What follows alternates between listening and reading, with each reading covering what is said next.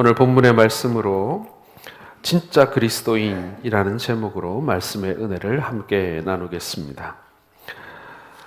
벌써 2023년도가 시작된 지도 6개월이 지났습니다. 오늘 맥주감사주일인데요. 이 맥주감사주일은 한 해의 절반을 보내고 난 우리들의 모습을 되돌아보면서 6개월 동안 베풀어 주신, 반년 동안 베풀어 주신 하나님의 은혜에 대하여 감사하는 날이기도 하지만 남은 6개월을 후회 없이 우리가 하나님과 동행하는 삶을 살기를 작정하고 결단하는 그러한 날이기도 하다라는 것입니다. 감사와 더불어서 남은 시간에 대한 책임을 느끼는 그런 시간이라고 할 수 있는 것이죠. 그런 의미에서 여러분, 오늘 감사와 함께 우리가 과연 진짜 그리스도인으로 살아가고 있는가? 우리는 지금 잘 살고 있는가? 이것을 되돌아보면서 다시 점검하는 것이 맥주감사주의를 맞은 우리에게 저는 가치 있는 일이다, 귀한 일이다라는 생각을 하게 되었습니다.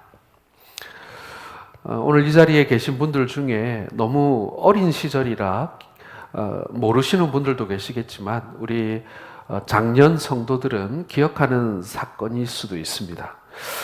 1985년 11월에 남중국해를 떠돌고 있던 베트남 사람들, 그러니까 보트피플이라고 하죠. 보트피플 96명이 생명을 구하는 사건이 일어났습니다. 지금이야 베트남 사람들 얼마든지 한국도 오고 가고 할 수 있고, 또 옛날과 같이 그렇게 이제 공산국가로서 막 출입이 제한되는 그런 나라는 아닙니다만은, 그러나 한때 공산 정권 아래에서 베트남 사람들이 그 땅을 탈출해서 해외로 떠도는, 그래서 배를 타고 무작정 이렇게 바다로 나와서 목숨을 잃는 사람들이 참 많았던 그런 시절이 있습니다. 교과서에도 막 실려 있고 그랬던 기억이 납니다. 자, 그런데 이 남중국해에서 떠돌던 96명의 이 베트남 사람들이 한국인 선장 정재용 씨의 도움으로 살아나는 사건이 일어나게 됩니다. 이 한국인 선장 정재용 씨는 이 외항선원이었습니다. 그러니까 외항선의 이제 선장이었죠.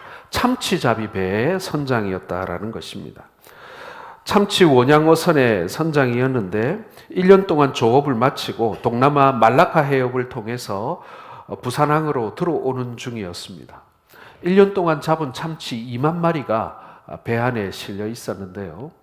이 배를 몰고 이렇게 거친 파도를 헤치고 이렇게 돌아오고 있는 중에 그 망망대해 한가운데에서 이 조그마한 이제 표류하고 있는 난파선을 발견하게 되어집니다. 직감적으로 이 선장은 그 배가 이 베트남 사람들의 이 탈출선, 그 보트피플이라는 사실을 순간적으로 알게 되었습니다. 왜냐하면 한국에서 출항할 때부터 회사에서 지침이 있었거든요. 절대로 바다에서 보트피플들을 만나면 배에 태우지 마라, 모른 척 지나가라 라고 하는 지침을 이미 받고 출항을 했기 때문에 이 사람들을 구할 수가 없었던 것입니다. 파도는 태풍이 부는 것은 아니었지만 워낙 넓은 바다라 파도는 아주 심하게 치고 있었고, 한 10명 정도 되는 사람들이 일어서서 구해달라고 외치는 것을 뒤로 하고 배는 지나칠 수밖에 없었습니다. 그런데 조금 지나서 생각을 해보니 이 죽을 위기에 처한 사람들을 보고도 그냥 지나친다면 나는 과연 사람이라고 할 수 있을까라는 생각이 이 선장의 마음속에 들더라는 것입니다. 그래서 급히 선원들 중에 간부들을 모아서 간부회의를 했는데, 만약 죽어가는 저 사람들이 내 가족, 내 형제들이라면 우리가 그냥 지나칠 수 있겠는가라고 이야기하자 이 선원들이 다시 돌아가서 그 사람들 구하자고 아주 이구동성으로 선장에게 건의를 하더라는 것입니다. 그래서 이 배는 30분 동안 다시 오던 길을 되돌아가서 그 베트남 사람들을 구하게 되어집니다. 그 배에는 96명의 사람들이 타고 있었는데 사흘 동안 물 한 모금 먹지 못하고 기관 고장을 일으켜서 배가 표류하고 있는 중이었습니다. 얘기를 들어보니 그날 하루 동안만 무려 25척의 배가 그 난파선을 보고도 그냥 지나쳤다라는 것이죠. 선장은 이 사람들을 구했다는 사실을 본사에 이렇게 무전으로 알리게 되었습니다. 그러자 회사에서는 그 난민들을 그 근처에 있는 아무 섬이나 무인도에 그 사람들을 다 내려주고 오라는 지시를 받게 되었습니다. 하지만 이 선장은 이 사람들을 그냥 죽게 둘 수만은 없었습니다. 이 96명의 사람들 중에 피터 누엔이라고 하는 통역사가 있었습니다. 월남군 통역장교 출신인데 이 사람이 이 보트 피플들의 이 대표 역을 한 것이죠. 그 사람들은 이 피터 누엔은 이렇게 얘기했습니다. 이 선장은 선원들의 먹을 것을 사람들에게 나누어 주면서 함께 열흘 동안 한국으로 들어왔다 이렇게 얘기했습니다. 그리고 먹을 것이 모자라지 않느냐라고 걱정을 하자 냉동창고에 참치가 2만 마리나 쌓여 있다고, 걱정하지 말라고, 먹을 것 있다고 얘기하면서 사람들을 돌보면서 같이 돌아왔다라는 것입니다.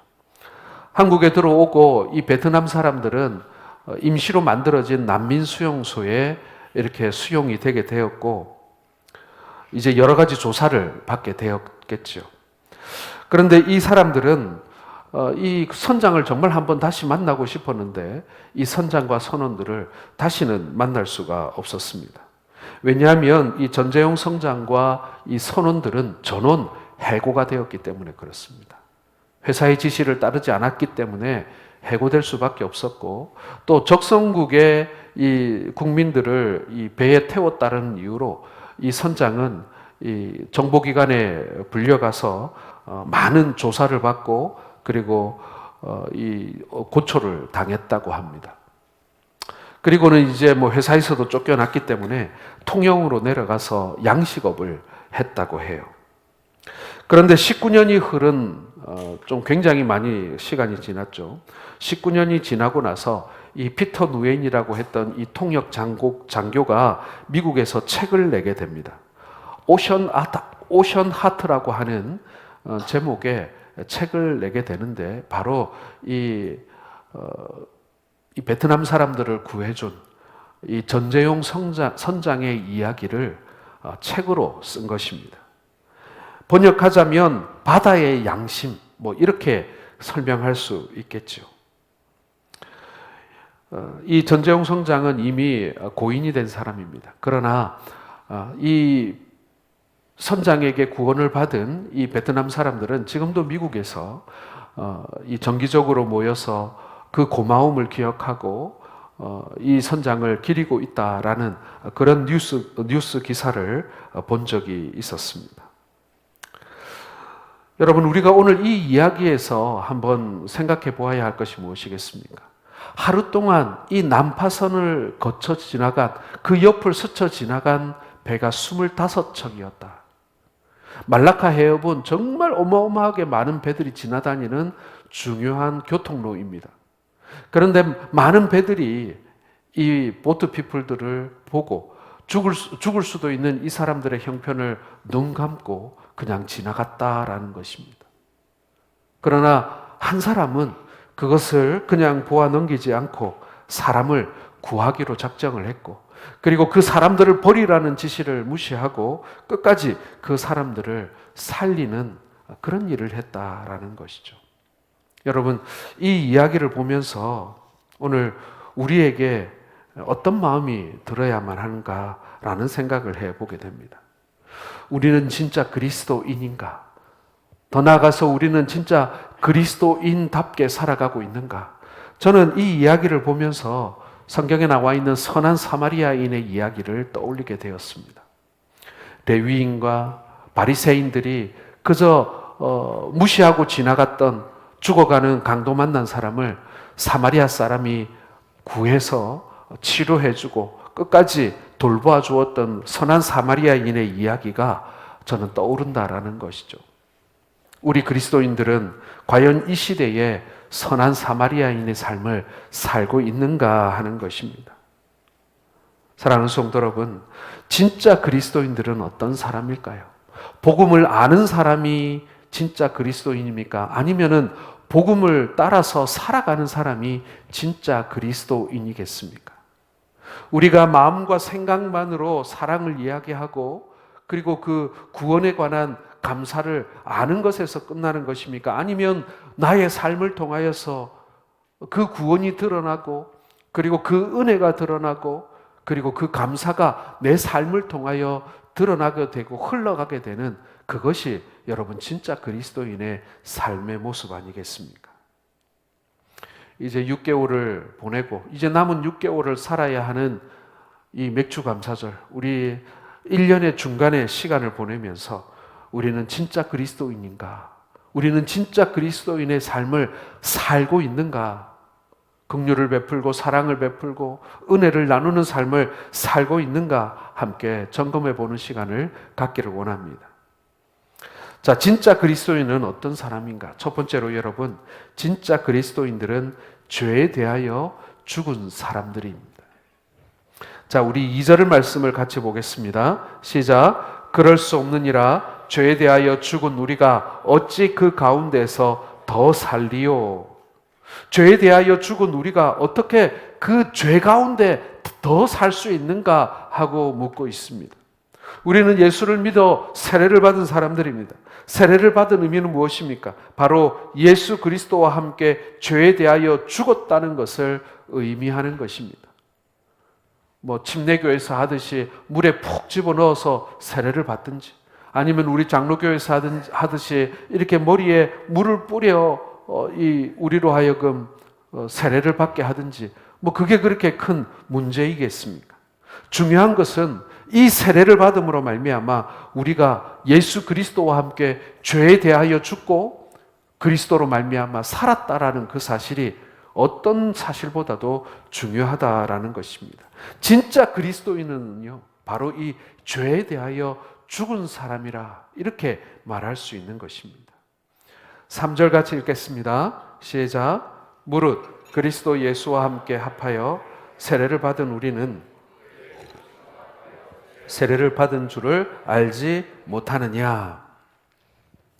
여러분, 우리나라에 1903년에서 1907년 사이에 큰 부흥운동이 일어나게 됩니다. 대부흥이 우리나라 이 기독교 초창기에 몇 번 있었는데요. 이때 이 부흥을 통해서 이 성경의 진리, 복음의 진리를 깨달은 교인들이 이제 그 진리를 자신의 삶에 표현하기 시작하는 일들이 일어나게 되었습니다. 이들이 구원받고 은혜만 누리는 게 아니라 자신의 삶에 이제 그리스도인답게 살아야지, 진짜 그리스도인이 되어야지 하는 그런 일들이 일어나기 시작했다라는 것입니다. 그래서 이때 그리스도인들이 사실은 얼마 안 됐어요. 전국을 통틀어도 이 1903년, 1907년 사이에 이 그리스도인들의 숫자가 정말 적었단 말이에요. 전국을 통틀어도 수만 명밖에 되지 않는 그런 시대였는데 이들이 뭘 만들었냐면 기독교인으로서 해서는 안 될 행동 규범들이라는 문건을 만들게 됩니다. 이 규범 중에는 살인이나 강간이나 절도나 횡령 같은 어떻게 보면 인류 보편적인 죄의 내용들도 담겨 있지만 기독교가 우리나라에 들어오기 전에는 우리 조선 사람들이 죄의식 없이 행하던 그러한 행위들도 포함되어 있습니다. 예를 들자면 이런 거예요. 조혼. 어린 나이에 신랑 신부가 만나는 게 뭐가 문제겠습니까만은 여기서 말하는 조혼은요, 나이 많은 사람들이 어린 아이를 아내로 삼는 그런 조혼을 말하는 거예요. 그런 조혼, 그 다음에 축첩, 첩을 많이 두는 것을 말하는 것이죠. 그 다음에 노비제도, 그리고 제사, 그리고 술, 담배 이런 것들이 그리스도인들이 행하지 말아야 할 규범 중에 포함되었다라는 것입니다. 이러한 일들은요, 사실은 봉건 사회에서는, 특히 양반 사회에서는 당연지사로 여기던 그런 일들이었습니다. 그런데 기독교가 들어오면서부터 이것이 금기사항으로 이제 분류되기 시작했다라는 거예요.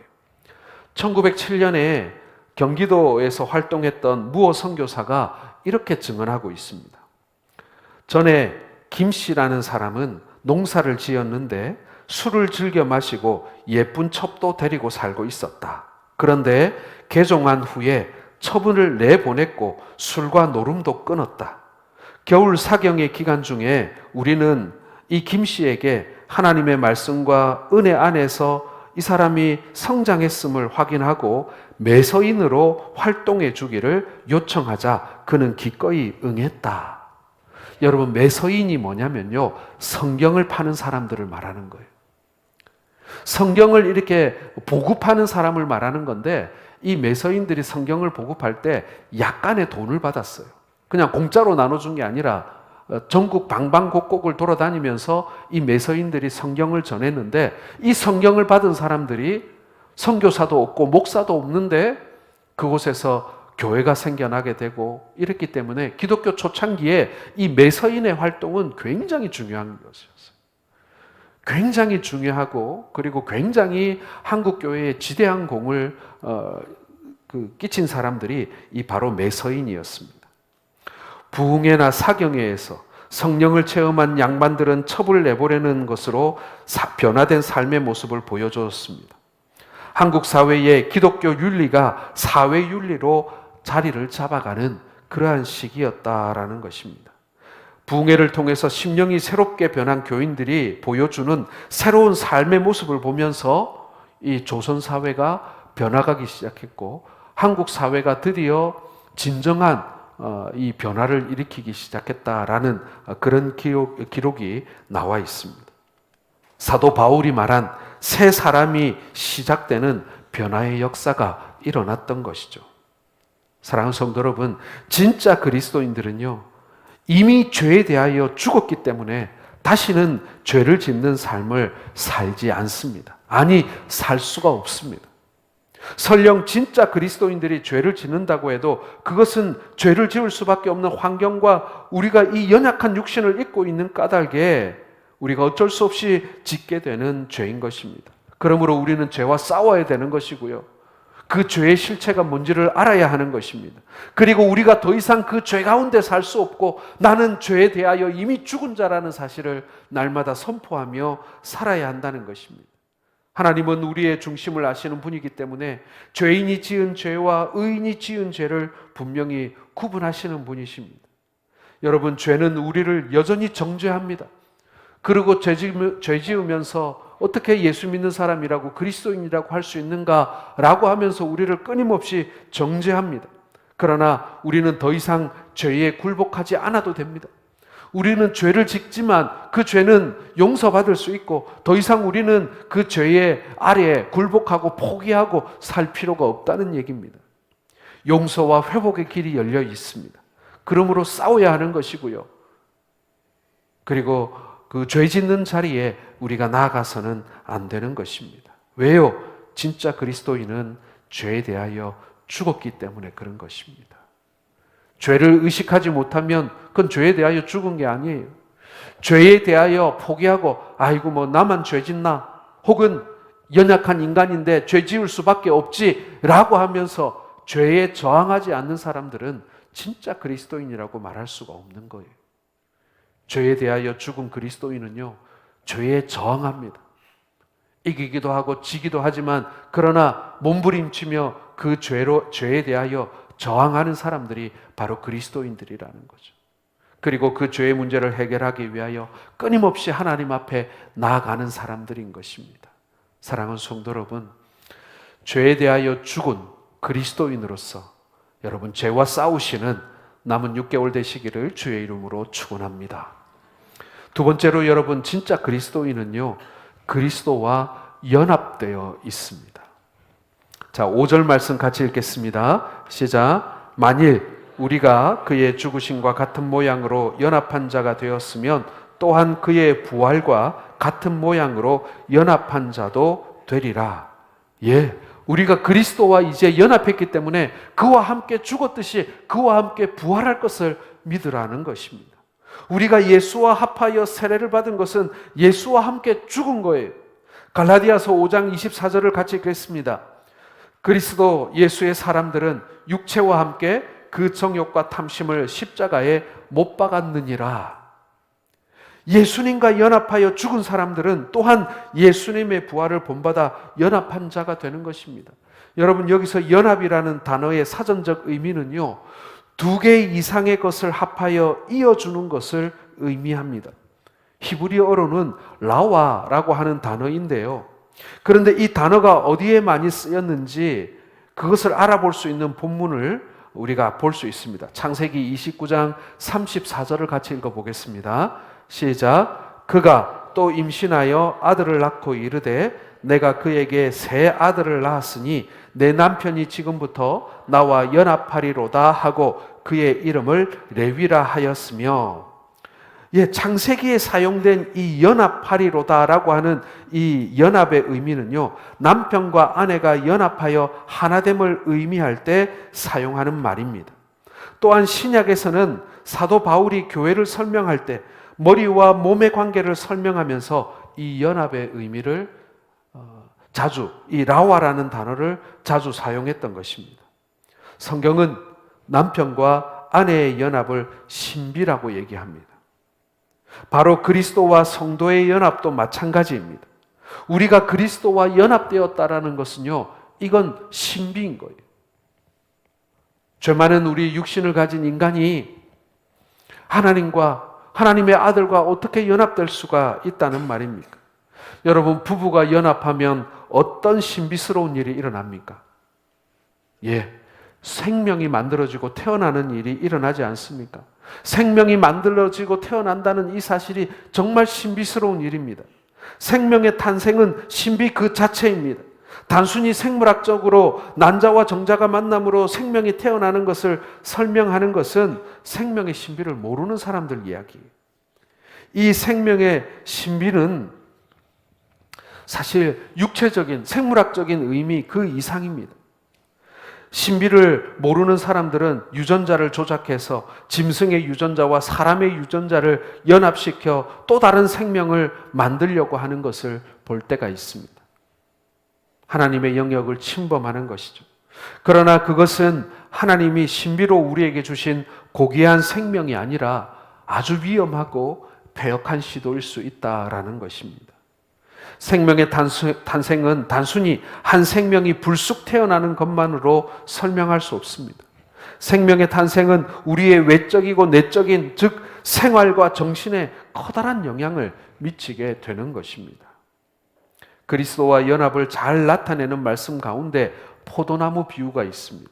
자, 요한복음 15장 4절을 같이 읽겠습니다. 시작. 내 안에 거하라 나도 너희 안에 거하리라. 가지가 포도나무에 붙어 있지 아니하면 스스로 열매를 맺을 수 없음 같이 너희도 내 안에 있지 아니하면 그러하리라.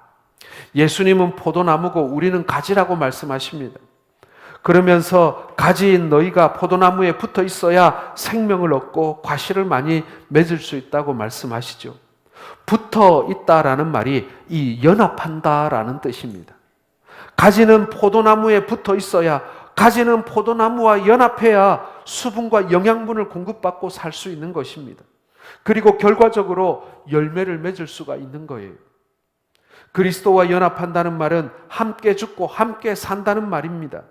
그것은 함께 기쁨도 누리지만 고난도 함께 한다는 말이죠. 부부가 결혼을 통해 연합을 합니다. 연합을 한다는 것은 동고동락한다는 말이겠죠. 부부들의 이혼율이 높아지는 것은 좋은 것은 같이 하지만 나쁜 것은 같이 할 수 없다라는 이기적인 생각 때문인 것입니다.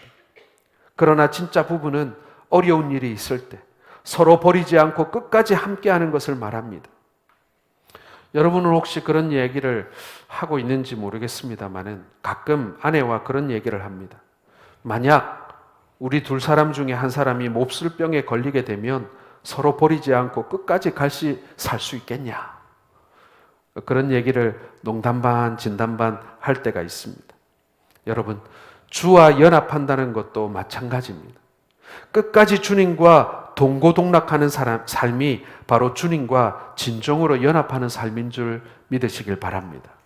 우리는 지금 누구와 끝까지 함께 가려고 합니까? 주님이 계셔도 좋고 계시지 않아도 어쩔 수 없고 혹시 우리가 그렇게 살고 있지는 않습니까? 그리스도와 우리는 연합한 자들입니다. 그리스도와 함께 죽고 그리스도와 함께 산 사람들입니다. 그러므로 우리는 그리스도 안에 거하는 것이고 그리스도의 마음을 알아야 되고 그리스도의 삶의 예수 그리스도의 삶의 방식을 우리도 따라가야 하는 것입니다. 그것이 너무나도 당연한 것입니다. 포도나무 가지가 포도나무 이 줄기가 포도나무 이 몸과 연결되어 있는데 거기서 사과가 달릴 리는 없지 않습니까? 우리가 그리스도와 연합되어 있다면 우리에게는 예수라고 하는 열매가 달려야 하는 것이 마땅한 것입니다. 여러분, 우리가 그리스도와 연합되었을 때 진짜 그리스도인이라고 말할 수 있는 것, 주와 연합한 진짜 그리스도인 되시기를 주님의 이름으로 축원합니다. 우리가 그걸 알아야 되는 거예요. 마지막 세 번째로 여러분, 진짜 그리스도인은요, 하나님께 대하여 산 자라고 말씀하고 있습니다. 11절 말씀 다시 읽겠습니다. 시작. 이와 같이 너희도 너희 자신을 죄에 대하여는 죽은 자요 그리스도 예수 안에 하나님께 대하여는 살아있는 자로 여길지어다. 자, 예수님께서 죽음에서 살아나셨을 때 예수님은 하나님을 대하여 산 자이셨습니다. 이 말씀을 진짜 그리스도인들에게 적용해 보자면요, 진짜 그리스도인들은 그리스도의 부활과 연합하여 하나님에 대하여 산 자가 되는 줄 믿습니다. 하나님에 대하여 산다는 의미는요, 하나님 안에서 살아가는 사람이라는 뜻이에요. 하나님으로 말미암아 살아가는 사람들입니다. 그리고 하나님의 영광을 위해 살아가는 사람을 의미합니다. 좀 더 이 의미를 이해하기 위해서 우리가 성경을 한번 살펴보겠습니다. 갈라디아서 2장 19절과 20절 말씀을 같이 바로 이어서 보겠습니다. 시작. 내가 율법으로 말미암아 율법에 대하여 죽었나니 이는 내가 그리스도와 함께 십자가에 못 박혔나니 그런즉 이제는 내가 사는 것이 아니요 오직 내 안에 그리스도께서 사시는 것이라. 이제 내가 육체 가운데 사는 것은 나를 사랑하사 나를 위하여 자기 자신을 버리신 하나님의 아들을 믿는 믿음 안에서 사는 것이라. 우리가 이 갈라디아서 2장 20절 말씀 너무 잘 알지 않습니까? 그런데 이 갈라디아서 2장 20절 바로 앞에 19절에 하나님을 대하여 살려 함이라라는 말씀이 있습니다. 오늘 본문 6장 11절에 하나님을 대하여 살아있는 자라고 표현하는 것과 똑같은 일맥상통하는 말씀인 것입니다. 진짜 그리스도인들은 하나님을 대하여 혹은 하나님을 향하여 사는 사람들입니다. 그것은 자기를 부인하고 오직 예수 그리스도만을 위하여 살아가는 삶인 것입니다. 여러분, 우리가 소망하는 부활은 무엇입니까? 부활은 예수님의 죽으심에서 시작되는 것입니다. 바로 우리가 그리스도와 함께 죽은 것이 바로 하나님을 대하여 산 자처럼 살 수 있는 길인 것입니다. 그러므로 사도 바울이 고백한 것처럼 고린도전서 15장 31절에 나는 날마다 죽노라라고 우리가 고백할 수 있어야 한다라는 것입니다. 왜요? 그렇게 죽는 길이 그리스도와 함께 사는 길이기 때문에 그렇습니다. 우리가 날마다 그리스도 안에서 죽어야만 여러분, 우리가 비로소 그리스도 안에서 부활을 경험하게 되는 것이죠. 오늘 말씀의 결론은 우리가 함께 읽었던 본문 말씀 그대로입니다. 우리 12절과 13절을 같이 읽겠습니다.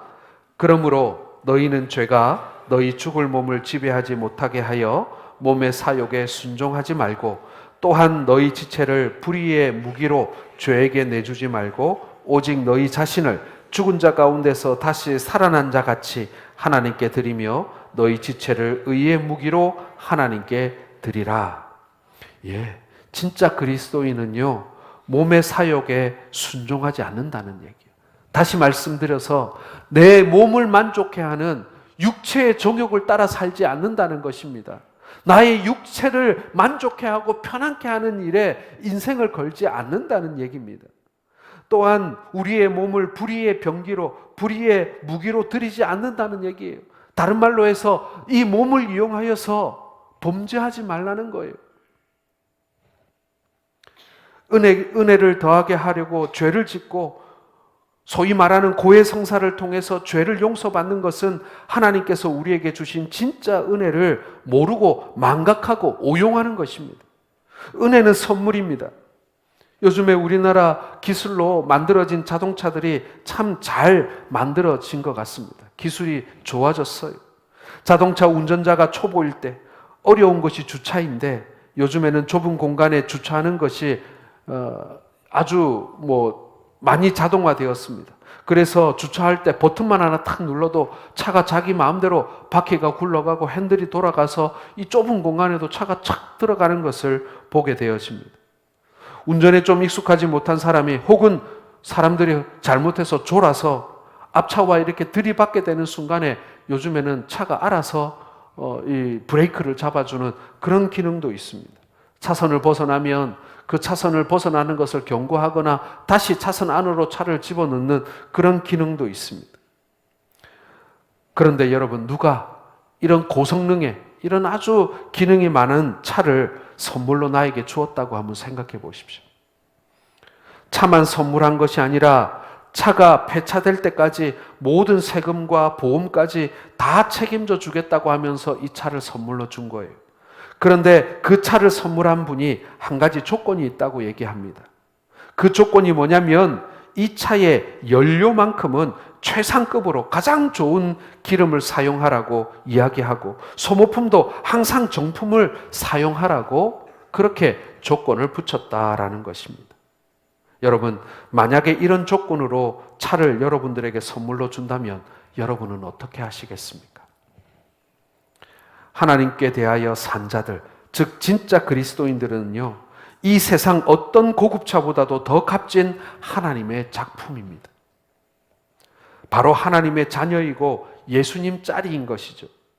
그런데 하나님께서 우리에게 엄청나게 귀한 선물을 주셨는데 여러분, 우리 몸을 죄로 왕노릇하게 한다든가 우리의 몸을 불의의 병기로 드릴 수가 있겠습니까?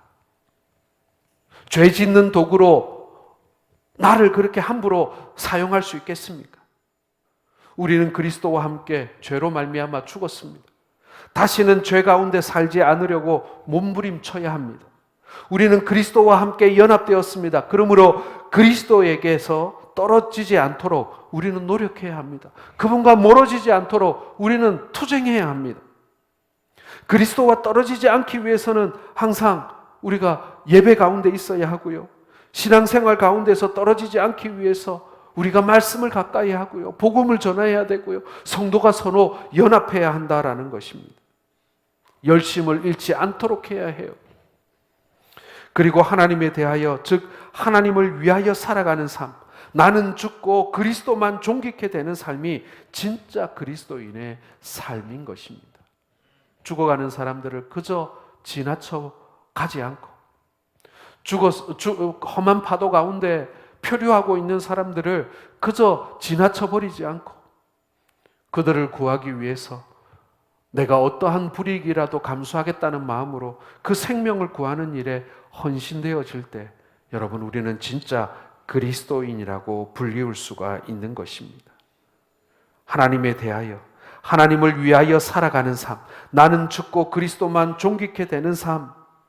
여러분, 우리 성동교회 성도들이 진짜 그리스도인이 되어서 하나님을 기쁘시게 하는 성도들 되시기를 주의 이름으로 축원합니다.